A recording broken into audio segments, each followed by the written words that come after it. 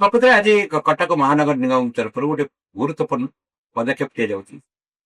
कटक महानगर निगम प्रथम थर पर एक जिला स्तरीय पुस्तक मेला मार्च 20 तारीख 29 तारीख पर्यंत 10 दिन धरी तल बालीजात्रा पड़िया अनुष्ठित होगा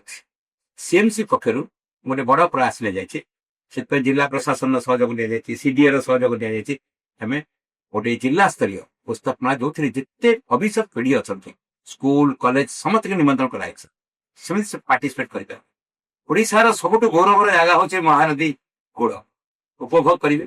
सबुदिन दिन 2 राति 9 पर्यटन चलो उपभोग करेंगे सांस्कृतिक कार्यक्रम देखिए पिला माने बही किणवे कविता आवृत्ति करेंगे एवं विभिन्न कल्चरल प्रोग्राम से अनुष्ठित हो यही कार्यक्रम यदि भविष्य में आहरी अधिक हो पार